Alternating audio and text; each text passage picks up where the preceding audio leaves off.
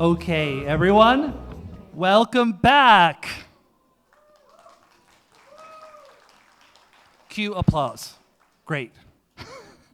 Our afternoon storytelling series will close out and Equals APAC Forum by highlighting stories from across the diversity within this community, exploring intersecting and overlooked LGBTQI plus identities, and how we can draw strength from each other.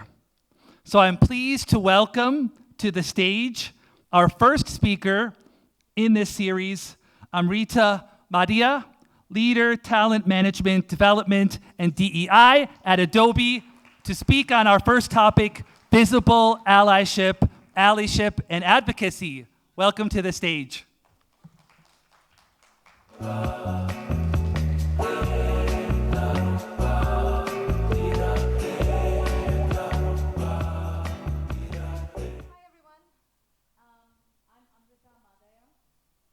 I lead talent development, talent management, D&I. I'm also the HR business partner for HR for Adobe India. Very recently, I was also the interim head of HR for Adobe India, and I've been with Adobe for almost 10 years. It's great to be here. Let me start with a set of questions for you if you'll indulge me. How many of you have a role which has talent development, talent management, and D&I all in the same role? Just let's do a show of hands. How many of you are or have been the head of HR of your organization? Show of hands. How many of you have been in your organization for 10 years or more? Doing pretty okay here. Let's try this all over again. Hi, I'm Amrita Madhya. I love the work that I do, and I'm from Bangalore. I've lived here for most of my life. I'm really passionate about what I do and the people that I work with. What I love the most about my work is it really makes a difference to the people that I work with.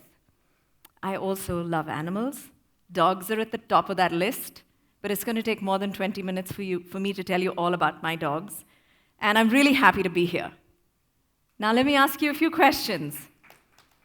How many of you love the city that you live in? How many of you love the work that you do? How many of you love animals? How many of you love dogs? All right, thank you. It's great to be here. And I hope you noticed what happened between the two polls that you really indulged me in and responded. To me, allyship is really about building connections person to person. Labels are great. They have a place. But they also tend to create hierarchies, they tend to create distance, they tend to highlight power, authority, and various other things. Not the best start if you're trying to be a supporter of any cause, you'd agree. So when I think about my journey, let's say into D&I, it's been extremely organic. It wasn't, I'm going to go change the world, give me this job kind of thing. So in Adobe, when I joined, and several years ago, there was really no formal D&I role outside of the US.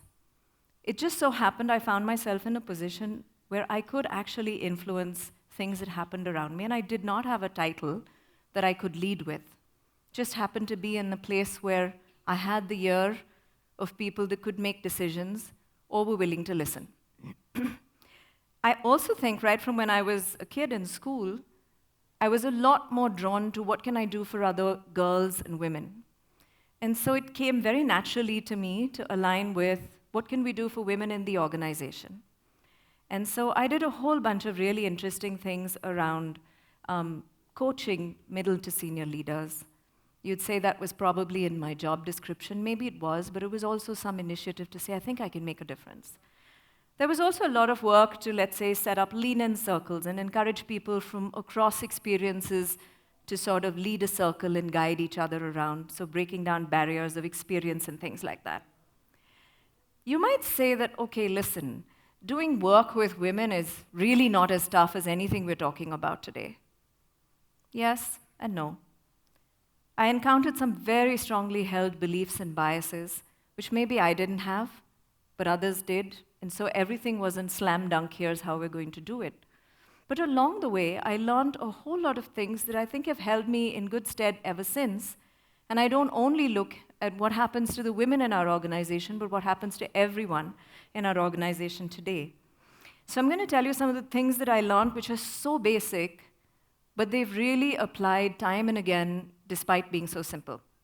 And the first one is to be able to really listen. You already know this. But what I discovered was to be heard, or to feel like you're heard, is probably far more powerful than if you were to take a whole bunch of actions. The other I learned was to be able to ask questions and not be afraid to say, I don't know. Can you tell me more? Or how does this work? Or what does this mean? And the third was to be really comfortable with things that were uncomfortable. So let me tell you a story. It is a storytelling session after all. Some years ago, I worked with a colleague who I thought was gay, but he hadn't come out to me or anyone else very openly. He told me about an event, a similar event with a Pride community that he was going to attend, and I said, of course you should go, but hey, can I join you? And he very quickly included me and said, yes, of course, so I offered to drive him. It was a long drive, we had plenty of time to chat, and I started by telling him how excited I was about going to an event where I was going to meet a lot of people who were from the community and not just allies, because within the organization, that's not something I could tell very clearly. But I also told him how several years ago, I was going for a party, actually, and I wasn't this excited. I was terribly nervous because a friend of mine had thrown a party for a friend of hers and his gay friends, and she called me and she said, come on, you're going to learn something. Show up. I was really nervous. I tried to be excited.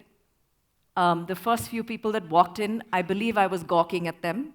And my friend had to keep pushing up my jaw. She was like, behave yourself. But very quickly, I thought to myself, they're not really very different. A, they have got way more style than I have. They have a great sense of dress and design. They're much better dancers. And man, they really laugh with all their heart. I'm in the wrong parties, clearly. But I told him this whole story while we were driving, and then I confessed about all the biases I had, some that had changed, some that didn't. We had this whole conversation, and just like that, in the middle of this conversation, he came out to me.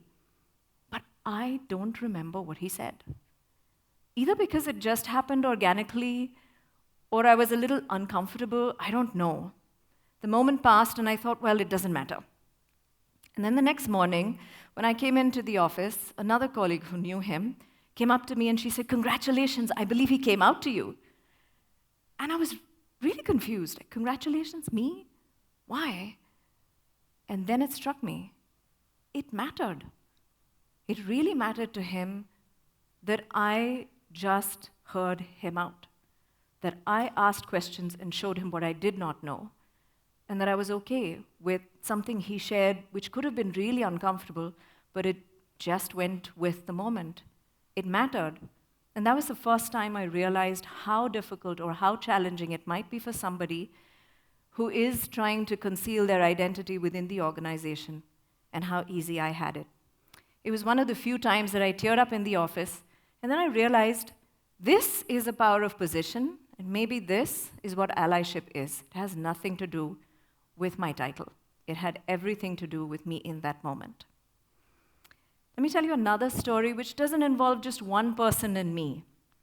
So we started the Pride Network in Adobe 6 or 7 years ago. I had this fabulous leader for the network. He was full of agency and very keen to make a difference. We started signing up people. There weren't too many, understandably, in the beginning. Most people were concerned about what does an ally mean, how will I be seen, etc. I'm sure many of you are very familiar with what this feels like for people who don't know how to show up as an ally or don't even know what it means. So we had a few people, and the thing I said to everyone is, I have no idea what this network is going to do. I'm just going to learn. I've never done this before. How about we get everybody together and find out what do they want to do, and what will make a difference? So we'd get people together, and it invariably became a little round table, 5, 8 people together talking. So one such day, there was one person who started to speak, and he introduced himself. He said, I've just joined, I'm gay, I've had these experiences in other organizations and in the world. I think Adobe is a great place to make a difference. And jaw drop again. I'm just saying, did he just say that to a bunch of people he doesn't know? But he had great ideas. So I was fixed on the ideas. I thanked him for it. Then I said, I've got one question for you. What made you talk to this room full of people you're meeting for the first time and reveal your identity? And he said, oh, in my entire process of being recruited by Adobe, the way everyone treated me and spoke to me, the language you used and the communications you sent out, and the experience I had in the last few weeks when I'm here, first, it encouraged me to apply because I thought this is the kind of place I want to work at. And it validated that I made the right decision in the last several weeks that I've been here. And so I thought it's perfectly okay to talk about who I am. And I'm thinking, oh my God, what do I need to do? He's just said something. Is everybody going to be able to handle this? And in that moment, I realized that we had created a safe space for someone without trying to do so. I think if I had started out saying, how do we make Adobe a safe space? I don't know if this would have been the outcome. I know what we started out to do was how can we make everybody feel welcome and respected? It was really very simple. And so to me, I think creating safe spaces comes after you have actually created a safe environment. I think the spaces form within themselves. And so to me, as leading allyship, I think it's about not trying too hard, but just doing the right things. I've got many stories, but again, this is about storytelling, so let me tell you a story about storytelling. Adobe has this wonderful property called Adobe for All. It's our umbrella brand for inclusion, diversity, equity, and everything else. Work that we do through the year is in this umbrella, and then once a year we have this beautiful celebration. And several years ago, it used to run only in the US. Several years ago, I brought it to India and used all of the employee networks that you see. Those are symbols of all of the various employee networks we have.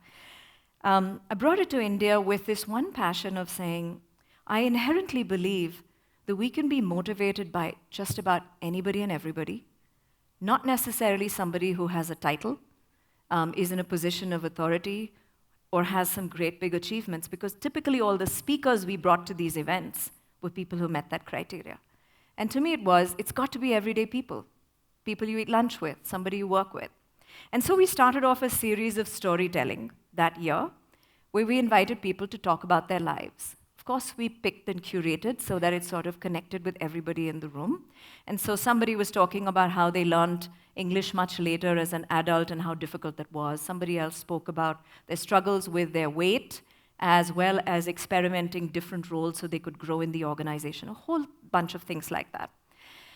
The idea of telling stories which were real and relatable became really viral. So I'm really happy to say it's now a standard staple of what we do in Adobe for All every year all over the world. And storytelling is the most popular piece. But here's why I'm telling you this. Several years later, into this practice of people coming up and telling stories, just the way I'm standing here, one of my colleagues stood up and told the world, literally, that he is gay. He also talked about challenges he had with mental health. And it was an extremely empowering way to see how the space we had created had sort of expanded and included everybody in the workplace. Cut to a few more years later, just last year, we had a lady talk about her sibling, who's a trans man, and the role you can play as a sibling, and the conversation came closer to home, became more personal, and people got to connect. What has this got to do with allyship? I think the very critical piece that I have learned really is whether or not you have a lived experience, if you can find and create those connections through experiences of other people and just making it very simple and real, you're probably setting the stage for a very inclusive organization. And I did not do this because I had a playbook. I did it just because I learned along the way, and I'm still learning. You'll find me struggle with language today. I won't know how to refer to something or someone easily. It doesn't roll off my tongue that easily. But that's okay. I'm learning, I'll make a mistake, you'll point it out, I'll apologize, I'll fix it. So it's also not about perfection. We talk about visible allyship.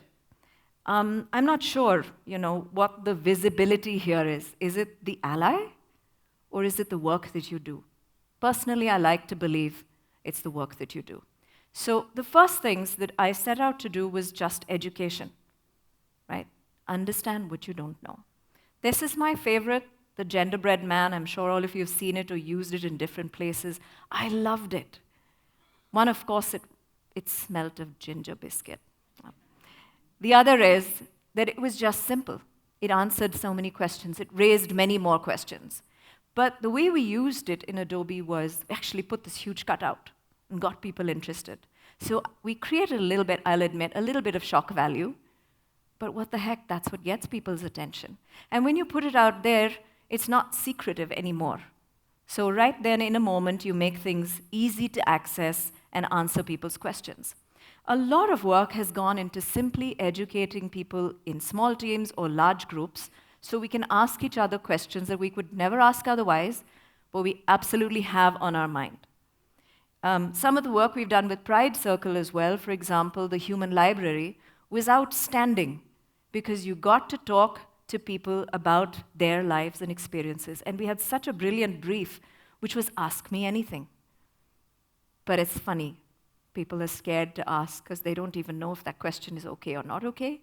And God forbid somebody's listening to you ask that question. So to make things easier and simpler, I think if you put it out there, somehow the taboo becomes less and less. Again, what has that got to do with allyship? I found that anybody who was a supporter was the first person in the line to go and have the conversation, was the first person to go and tell someone, have you tried this? You know how cool this is? And you just get people. It's not an email from your CEO telling everybody got to show up, but it's just creating a little bit of a viral environment. And so plenty of education later, we've gotten to the point where it's also really important to engage. What I mean by engage is it's easy to see somebody stand up on a podium and talk, and somehow there's distance. And in that distance is safety. But I don't think in that safety there's actually action. And so it's important to stand shoulder to shoulder. So we started a whole lot of experiential events where employees were asked to come in and hang out with people who were like them or not like them, and it didn't matter. So whether they were from the LGBTQI community or they were people with disabilities, we put them all together. We didn't want to say this is only for one and that is for something else, because that distinction simply divides people further and further, right? And so putting everybody in the room, we used the Adobe for All Summit for something like that, but it just became a thing. And now I notice that if you stand for a photograph, you're not looking to see who's what in that picture. You're actually looking at all the color and all the fun. Most likely you're looking at the people with the most color and the most fun and thinking, I want to be that person. That's very cool. And I feel really happy to say this because more and more employees in the organization or leaders in the organization are willing to try only because it's become okay. It's become normal. We spoke about leaders or speakers who are very well known, have achieved something in life, etc. Very recently, we had Gauri Sawant. Many or some of you might know who she is, a trans woman who's very popular and has a really, powerful voice. We invited her as a speaker because one of the things I said to others who were helping me put together an event was, we have such a poor understanding of transgender people because we have a very limited exposure to who they are. If you had somebody walking your corridors, of course you might look twice, you might have questions, but the minute you sit down with your time and attention focused on them, you probably walk away feeling quite different. So she was in an event, there was an interview that was going on, the head of sales, another woman was interviewing her, and here's the fun conversation behind it. Who's going to interview Gauri? There was some who were like, this is what I want to do. It's going to be a photo op. Somebody else is thinking, I don't know if I can interview her, meaning it's awkward. But the conversation we had was, who's going to have energy to match hers? Have you heard her voice? Have you heard her tell a story? Come on, who's going to stand up to that? That was so much fun. Because I think then you're tapping into things that are very real, and they're not the stereotypical check the box, invited so-and-so as a speaker.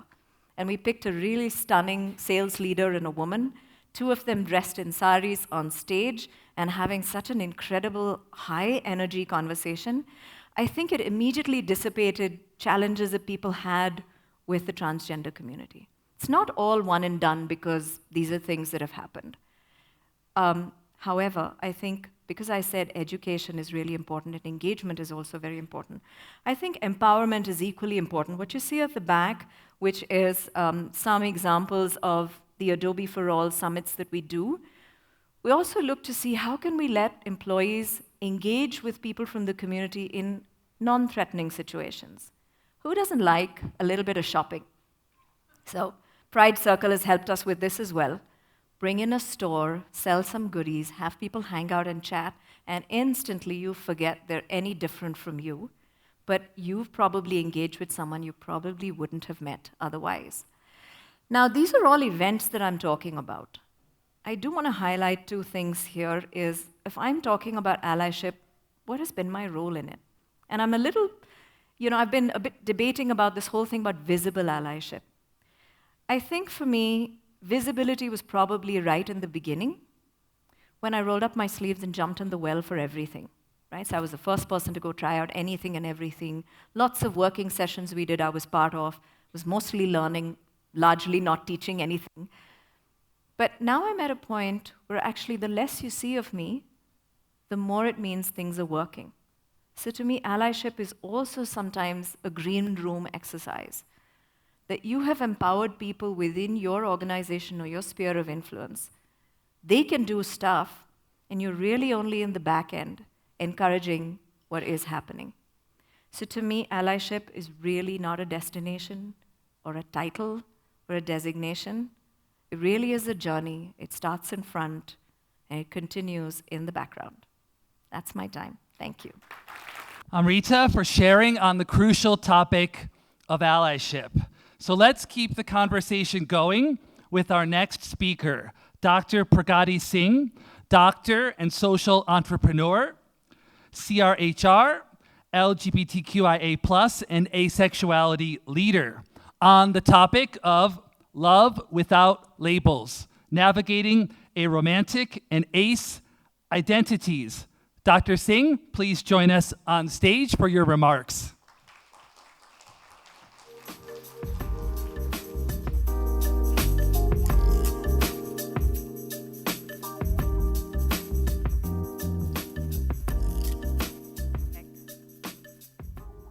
Checking if the mic is working. Is it? All right, now it is. So today, I don't just want to tell my story. In this session, I also want to leave you with 5 key takeaways that will bring you to a great start on your journey to asexual inclusion in your own organizations. A good question to ask right now would be, why should you listen to me? Who am I? Let's begin. In 2012, I graduated from a medical school. And after that, I did a bunch of interesting projects for about a year before I landed my first mainstream job with the World Health Organization as a public health official. At the same time, I started something called Indian ACEs, which is India's first initiative working solely on asexuality. It was only 5 years later that after having done a lot of work, I started gathering a lot of achievements and accolades from across the world, including my favorite, which is BBC 100 Women Recognition. Thank you. Since 2021, I consider myself mostly a social entrepreneur working on public health, gender, sexuality, but my focus remains on asexuality. I spent about a year at the United Nations Foundation in DC, USA. And this is something that I think I should tell you all right now. The session that I did during that year at the United Nations Foundation on asexuality was also their first session on asexuality ever. So if at any point, as an organization, you feel like you haven't done enough, you can get started now. It's not too late. Recently, just a few months ago, I also got to celebrate the 10th anniversary of my initiative, Indian ACEs. Thank you. Apart from all of that, I did a few fun things too. For example, I got to speak about asexuality on the same stage as Nandita Das. I also got to speak about asexuality to the King and Queen of Sweden. Yes, they still have a king and a queen. I also did speed dating events. Yes, I'm a doctor who does speed dating events. But the good thing is, some of these folks also got married. I also independently went all over India to do my own independent sessions on asexuality between the years of 2018 to 2019. I presented my independent research work on asexuality across the globe at various forums. Anybody notice that pattern? That is the asexuality flag, which I got to wear as a sari for an Indian sari brand.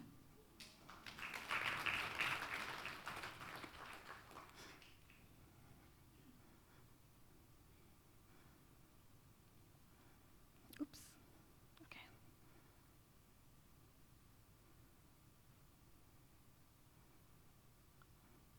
Sorry about that. Is there a specific point where I should be pointing?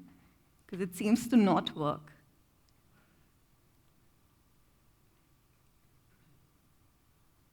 Okay, there's a slide that's missing there. Anyway, I also gave a lot of talks on asexuality, and one of the coolest places where I did that was at ILGA World's Conference in New Zealand, where I also then eventually partied with their ministers. Yes, they are their ministers, the coolest ministers that I've ever come across. This is something you can never imagine doing in India. I also won the European Commission's recent Global Hackathon for LGBTQIA projects. And like I was sharing, I got to celebrate the 10th anniversary of Indian ACEs earlier this year. Apart from all of that, I've also been to jail. I got to not watch a single episode of Game of Thrones. The one that I'm most proud of is that I got the A added to the LGBTQI in India. Well, now that I've convinced you all that I'm kind of cool, let's talk about asexuality. There is something to be said about the global history of how asexuality is placed. So even before 2000, if you really look at the history, you'll see that there were some informal, casual mentions of the concept of asexuality in some texts. But it was only in 2000 that something called the Haven for the Human Amoeba, which was a Yahoo mailing list. For the younger crowd, you have no idea what I'm talking about right now. But there was something called Yahoo, there was something called a Yahoo group, and a group mailing list. 2002 is when AVEN was formed, which is a considerably large organization that works on asexuality. And in 2014, I started Indian ACEs, which I thought was India's first, but later I realized was actually South Asia's first initiative on asexuality. And by 2021, I've also done a few other things with asexuality, including Pan-Asia Conference, Platonicity, and a few more things. These are a few websites that you can check out in your own time. Now, how did this journey begin?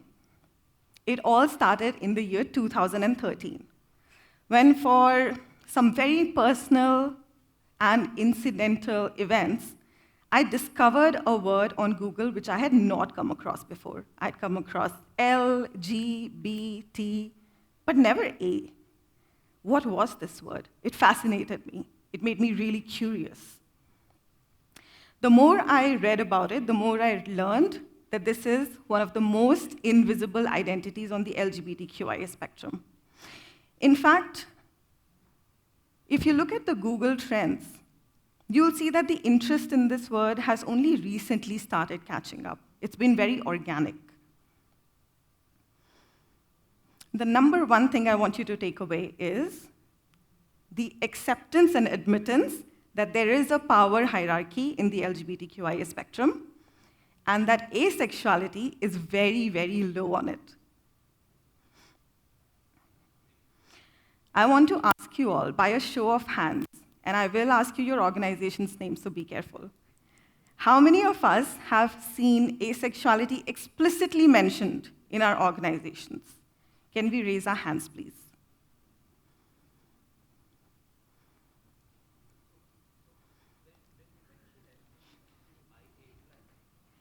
No.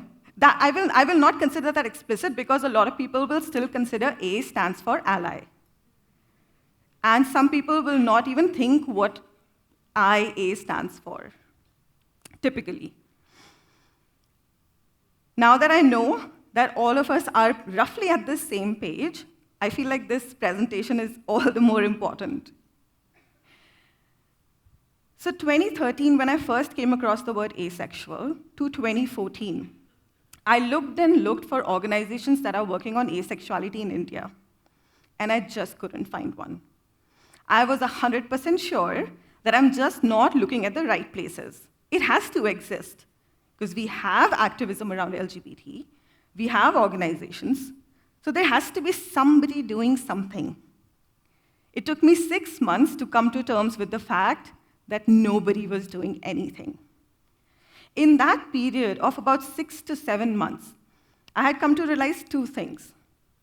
One, that even though there was nobody doing anything, there were plenty of asexual people looking for other asexual people from India, but in foreign forums, because they didn't have a forum back home. And 2, that everything that I had first thought asexuality was wrong. I learned so much about not just asexuality, but about human sexuality in that period that I wanted to share it with the world. And that is how Indian ACES was formed. Again, something that a lot of the young lot in this room will not recognize. This is a Facebook page. Yes, it used to be a thing. It used to be a very happening thing, in fact. And so I want to ask you, what in your opinion is asexuality? You don't have to answer it to me. Answer it to yourself. Because I'm fairly sure that the first thing that comes to your mind is similar to what came to my mind when I first thought of this term. And I know now that that's not what it is. The second thing that I want you to take away is that it's a sexual orientation. Focus on the word orientation, which stands for the genders that you're sexually attracted to. So put it in the same category as hetero, homo, bi, pan, etc. And I'll explain that a little bit more later. By 2015, I realized that Indian ACES was getting an immense response. And when I say immense, I do not mean in numbers. It's not about the quantity, but about the quality. It was almost like there were people across the country who had been hiding their truths and their stories for their entire lives. And the first time they had come across somebody else like themselves, they poured their entire heart out to them. Here's the interesting bit. At this point, Indian ACES did not have a person attached to it, so they did not know they were talking to a real person. I had not put my name to it. I had not put my face to it. And yet, that was the place where these people were sharing about their deepest, darkest, most personal, intimate secrets. And that's because the truth is, this is a very small minority group. Even within the LGBTQIA+, we form a very small minority. Across the world, various studies will show you that at the most, 1 to 5% of all population can be expected to be asexual or on the asexual spectrum. A good question to ask would be, if it's just 1%, why does it matter? Why should we care? That's a very small number. Forget about these statements that are coming up. I want you to tell me, how many folks do you think pay an income tax in India per year? In some years, it has only been about 1 point something percent. I'm talking about income tax. You can look this up later. So maybe it is not such a small number after all.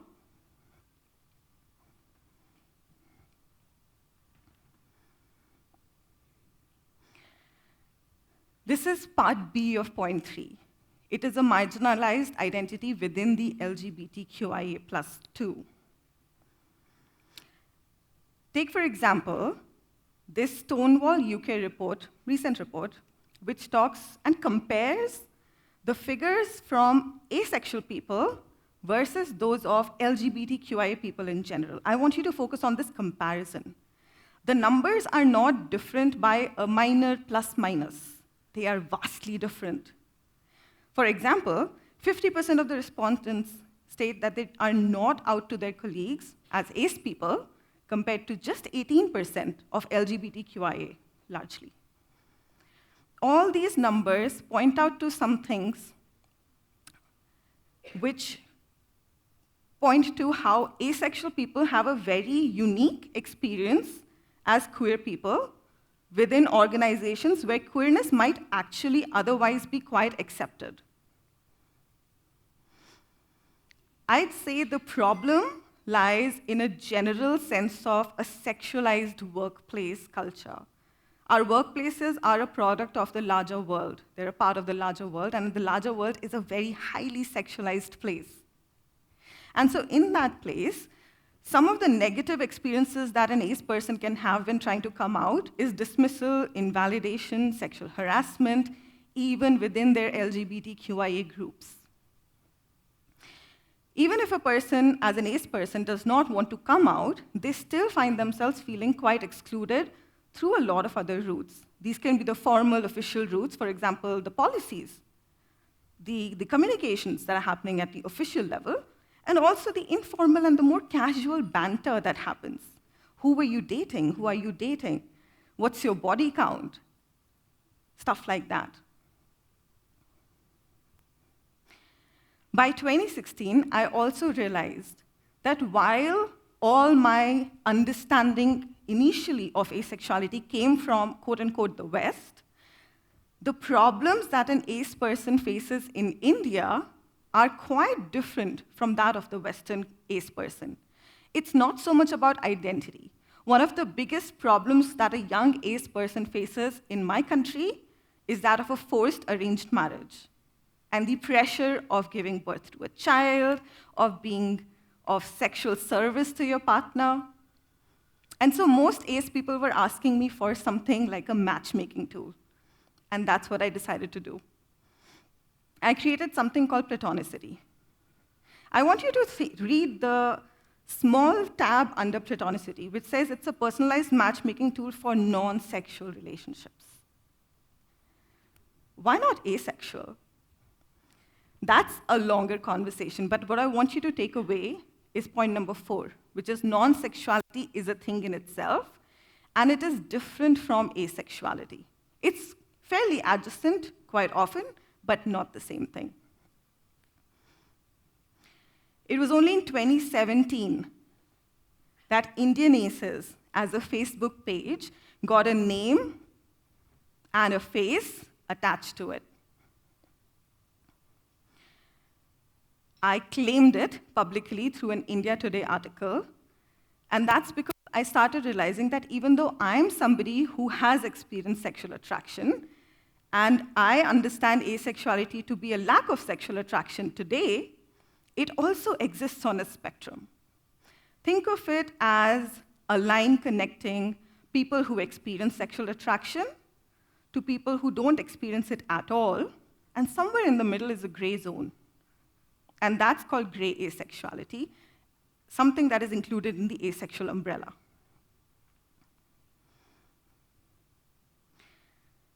In short, asexuality is a less-known sexual orientation characterized by little to no sexual attraction towards others, present in approximately 1 to 5% of the population, which exists on a spectrum, and is different from a lack of sexual desire or sexual interest or sexual activity.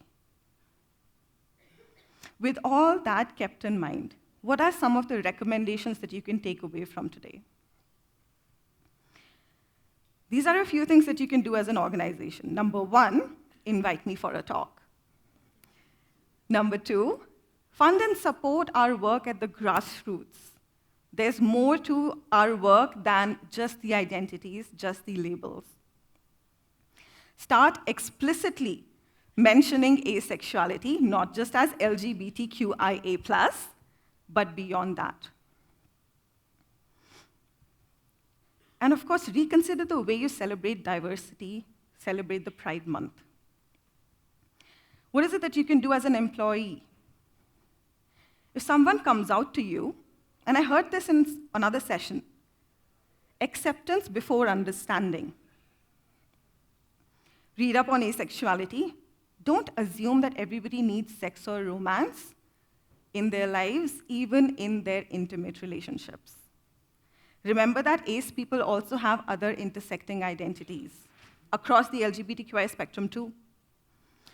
Don't ask intrusive questions, and call out ace exclusion if you see it, by which I mean if your organization is still using LGBTI, advocate for the usage of LGBTQIA+, and push for an awareness session on asexuality. Also, as a human being, revisit a few ideas. Revisit the statement that sex is a basic human need for all, because for some it's not. Revisit the idea that no relationship can last without sex. Stop conflating the idea of intimacy with sexual intimacy only. Stop thinking that celebrating sex is the only way to celebrate diversity as an LGBTQIA group. And consider that LGBTQI and Pride is not just about celebrating sex or sexuality. I hope that helps. And if you have more questions, you can scan this QR code, and it'll take you to my profile. Thank you so much. For helping us all understand better the ace and aromantic community. It's my pleasure to now introduce our final speaker of this storytelling series. Sujoy Das is Global Co-Lead for Proud and NetAbled, and Finance Controller at NetApp. And they're going to speak today on the topic of Beyond the Rainbow, intersecting identities in LGBTQIA+ inclusion efforts. We need to update this after Dr. Singh's very enlightening remarks. So join me in welcoming to the stage Sujoy to share, and then we're going to quickly come to the conclusion of our conference today. Thank you. For so many years, I was keeping my identity hidden, so I'll not take the podium, I'll take the chair for the support. Yes. Thank you. Here we are. So you can see I am, just for everybody, I am Sujoy Das, my pronouns are he and him, and today I am wearing a black kurta, Indian dress with a specs, I have a small beard, and I'm using crutches. So you can very well see what is written on the slide. So this is, I identify myself as a queer and disabled human, and those are my present professional or my engagement are. But can I be defined only by this? No, there are more to it. So the 3 dots signify that I'm more. I am somebody's friend, I am somebody's lover, I am somebody's son, I am somebody's just acquaintance, or I am just belong to the community. I am more than this. So who am I? Let me get there. So moving on to the next slide. Yes, this is me. Sorry for the embarrassing pictures. So that's when I was born. So the picture which you see on the black and white is a picture of a baby. So that's when in Bengali, since I come from Kolkata, I'm a Bengali born in a very lower middle class family. So that's where we call a rice ceremony. So that was then. And the picture on my left, which is in color, and I'm wearing a red shirt, is when I had polio, when I was at the age of 7. And why I'm telling all this to you? Because everybody knows our childhood shapes our adulthood. So we cannot deny how we are brought up. And when I come from a very lower middle class family, as I told you, so there was a lot of stigma attached to it when I got polio. So the labels were worthless, nothing will happen to this kid, he's idiot, quote unquote. So all those labels were attached to me inadvertently without me asking, and those have been shared to us. So any people or anybody coming from a marginalized community, they are labeled. They're always labeled. And we love to put people in boxes, and that's it, that's a reality. Even I have done it in some way or the other.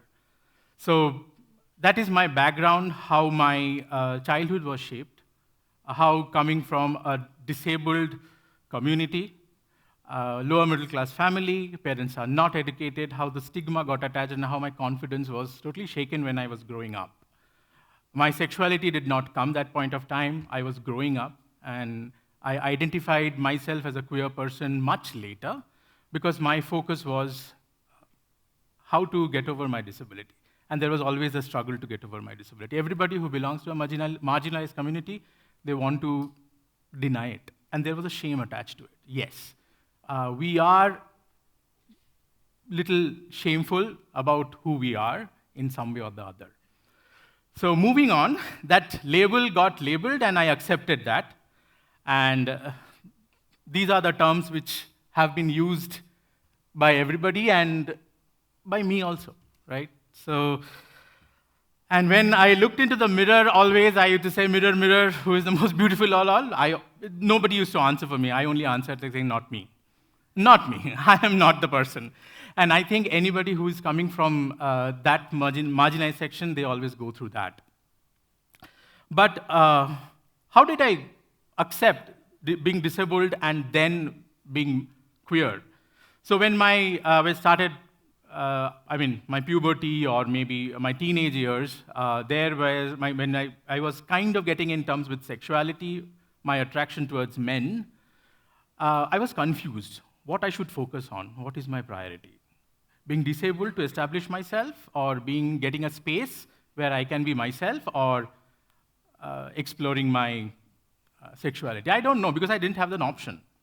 So I chose the first option, because there was also pressure from the society, which any marginalized person gets it, that you have to do something, prove your worth, because I was labeled worthless.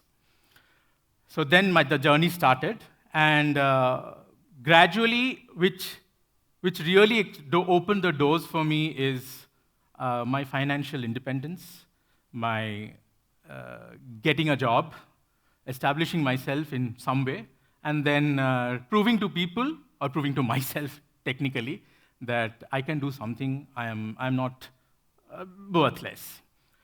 But then there was also another challenge, was being intersectional, being liminal. Because I don't know whether I am queer, whether I am disabled, what I should focus on. So my journey started, I started I joined a company and earning whatever way and started proving my worth. And along with that, financial independence and exploring the world, I started accepting myself. So Garfield and Snoopy, so they are different, but they do exist. So initially when I said, no, it's not me, gradually I started looking at myself and saying, like, no, I am who I am. And I have to prove it. And not only prove it, I will accept myself. So accepting myself was a very big challenge. And in any organizations where you work or any society you belong to, the first step starts when you accept yourself. And being from the intersectional community, the day I accepted myself, and it's a journey, it will continue to happen, I started doing more. What I did more, I started sharing my story. I started sharing my journey.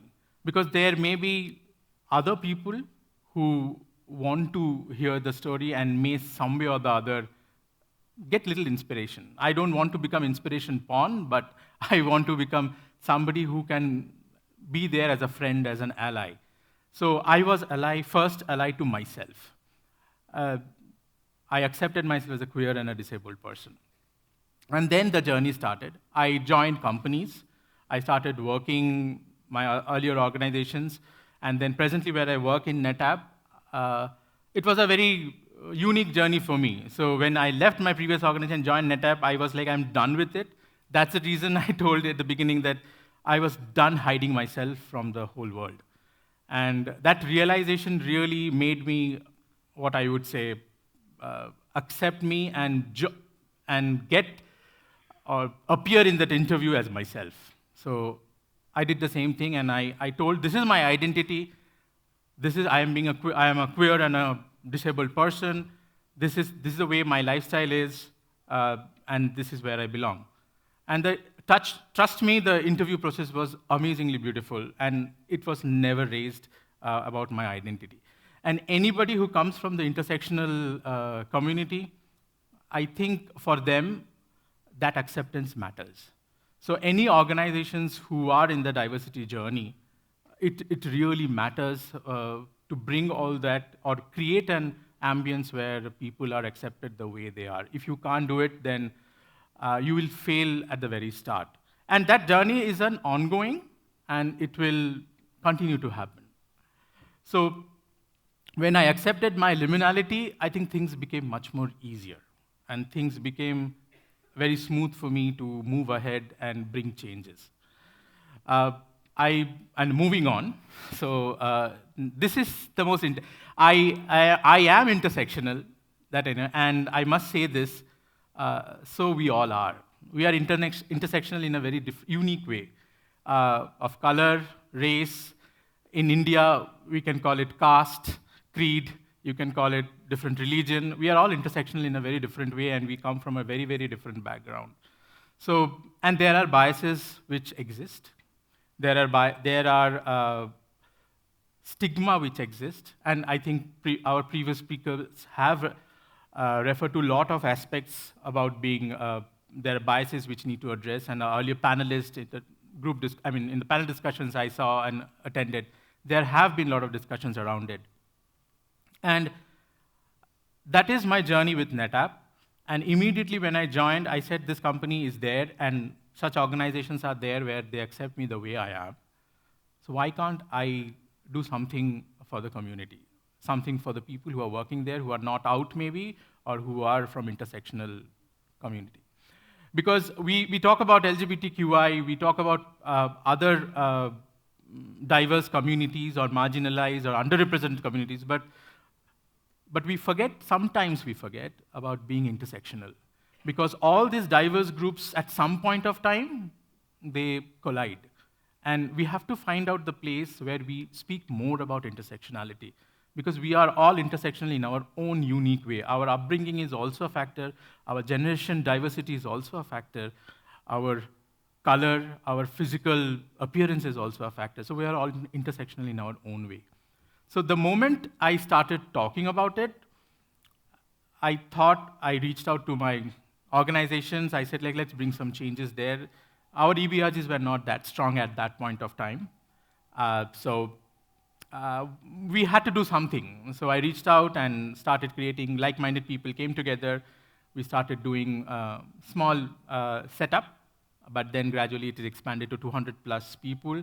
And both the EBRGs, Netabled and Proud, are now 400 plus, including the allies as well in NetApp. And it happened thank you very much, and it happened in over the 5 years. I am with NetApp for 5.5 years, and it really brought a change. One of the things is acknowledging bias, and the second point, which I think everybody should try, and being liminal, intersectional, and always facing challenges, I do that. I'm a little aggressive, so I push the envelopes as much as possible. So I reached out to people, and that's the best thing you can do. The doors will be locked. There will be, but one small gap, just foot in the door. That's all you need. One small gap, and then done. So we had our exec C-suites. They are very, very very amiable, and they're very open when we started the EBRG, and we started speaking about challenges. I shared my story. I was out at my workplace in India, but I said, I will take the responsibility of reaching out to people who are there across the globe. So, and there were also, not me, there are also other people who really collaborated with me. And that made the change. So I always say reaching out is the most important thing, and reach out to anybody. And you will see the change down the line. And obviously, you have to talk about it. I'm in a privileged podium, I would say, where I can speak in English, but there are people who are not here, who are there in the society, who doesn't have the privilege to speak or attend all these events. We have to reach out to them. I think somebody in the morning was referring to being vernacular, because there's a large section of community who are not included. Trans communities are doing great work, but they are not because of the language barriers. So we have to reach out to them and not limit ourselves only to certain, not being seasonal, I would say. So we have to be more expansive and start working on them. But why business will do this? Because the more diverse talent you have, the more, I would say, out-of-the-box ideas you will get. I might say something at home, I use a special kind of stool to move around, because if I don't wear the shoe, I need some support to move around. And somebody came, one of my friends came and said, like, how do you do that? It's just a stool. How do you manage? I said, yeah. People from intersectional, they come up with brilliant ideas. So they all do that. And I use my crutches to... Yeah. I remember I was talking to Naomi there a couple of days back, and we were just telling that, she was asking me, like, yeah, do you always be like this chirpy and everything? I said, like, no, sometimes I project, and sometimes I get my way. I create a puppy face, and then I make my job done. Okay, use it. So it's okay. So it was like that. So you reach out, and there is always an place to communicate, keep the doors open, and build a safe ecosystem everywhere. Have your allies. I have my community built in Bangalore. I'm from Kolkata, a Bengali, Bong, highly submerged with Tagore and all those stuff, but then also I have to reach out to people to communicate, right? So if I don't communicate, I cannot build my allies. So I did that, and the same thing happens in my company as well. So we reach out to a lot of people, and there are rejections. I'm okay with it. So we get rejected in our relationships, and this is just work, so who cares?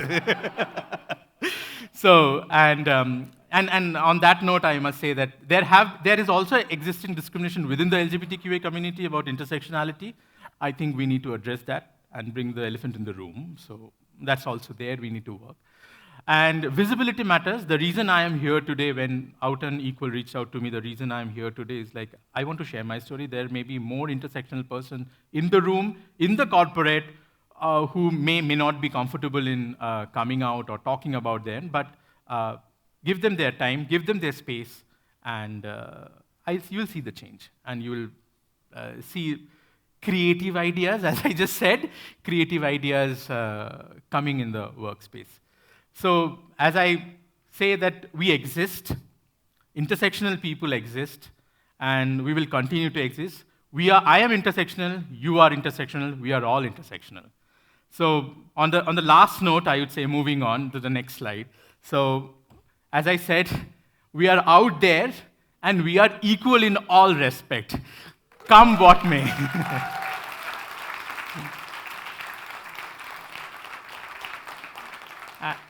And nobody can shut us.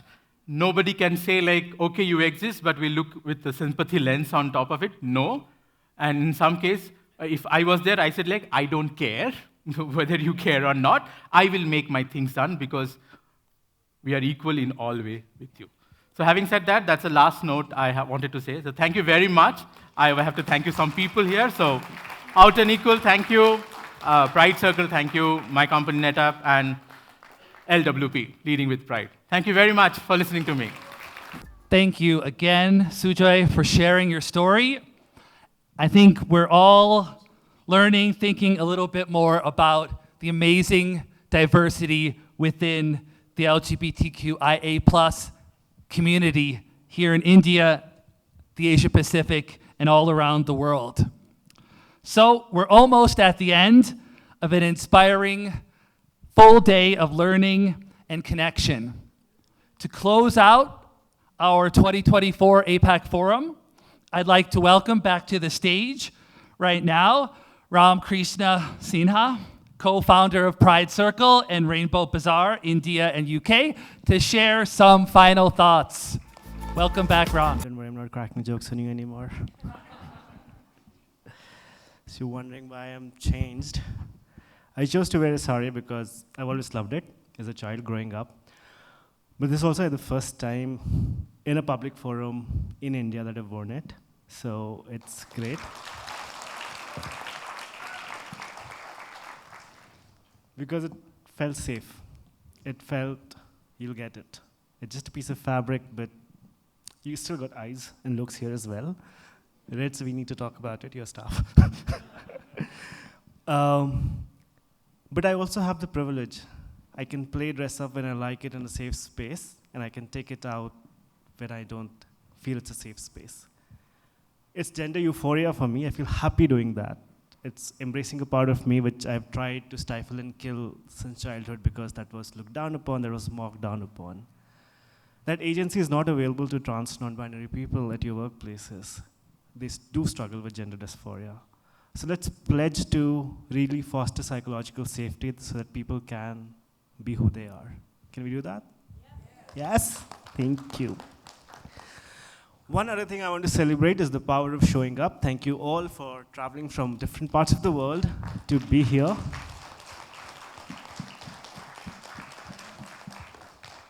Take a day out to listen to stories, to share, learn from each other, because collectively as a community, we can tap into each other's energies, learn from each other, and collectively push, because the world is nothing but made of people like us. So let's not discount ourselves and our ability and our power to bring change. Let's manifest a kinder world where all of us can shine through. So thank you so much for showing up and being here all day long. And the last thing I want to talk about is allyship. I know a lot has been talked about, but I really truly believe allies do make the world go round. So a big round of applause to everyone who is an ally here.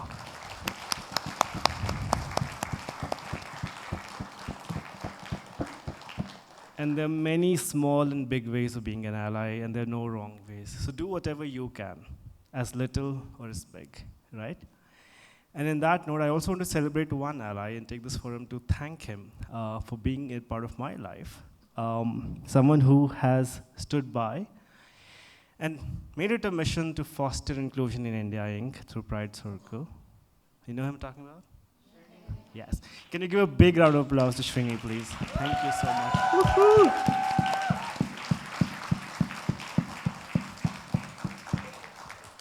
And with that, I hand over to my dear friend Dina. And thank you very much for being here today.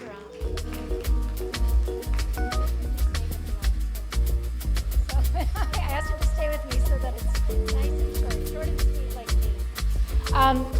Very briefly, when we hear someone sharing their challenges, the adversity they've overcome, their stories, we often think it's courageous.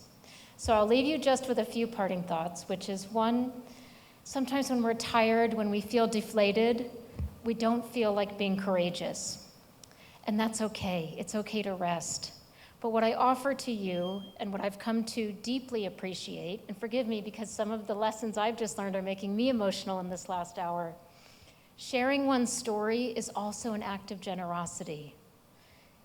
Every single person who shared, whether on this stage or in our high tea or in the coffee and chit chat or at your tables, has committed to another person an act of generosity. And I think we all have that capability. And I've just been deeply, deeply moved. I didn't expect to get emotional towards the end here, but it reminds me of another quote I love, which is Neil deGrasse Tyson, who's an astrophysicist. Who knows who Neil deGrasse Tyson is? He's a little bigger, yeah. He says, "I love being wrong because it means I've learned something." And I am very proud to say that I was wrong about many things before this morning. And thank you to each of you who have allowed me to learn something, who have invited me into your experience. And I will treasure that and honor it as I move forward as well.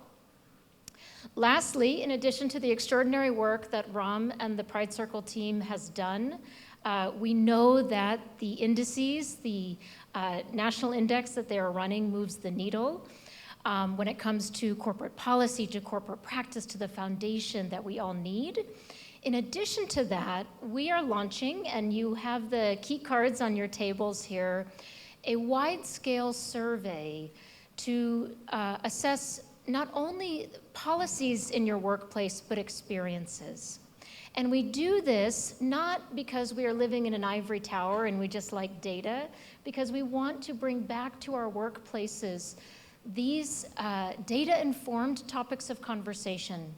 To say, did you know that it's not just us, that nationally many organizations are struggling with socializing pronouns? Or nationally, other similar companies are struggling with dress codes, gendered dress codes and rigidity there. So we encourage each of you to take this survey, and please, if you're part of a business resource group, this is where we get the multiplier effect. Please do bring it back to your companies, and in 6 months we'll be able to release this extraordinary data as a tool of individual empowerment to each of you and within your companies. If I may, in final here, I want to thank with deep, deep gratitude Pride Circle, Bank of America, Dell, all of our esteemed speakers. There were some team members from both Pride Circle and Out and Equal that were not on the stages. If you want to make yourself known with a wave or a call.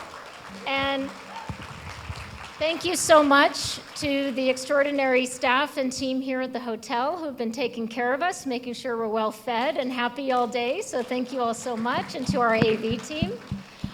With that and deep gratitude, I look forward to hearing back from each of you what you learned today and what impact it had in your workplace. And with that, we now get to commence high tea. Yes. It's high tea time. So thank you all again. Thank you so much. Thanks for standing with me, my dear.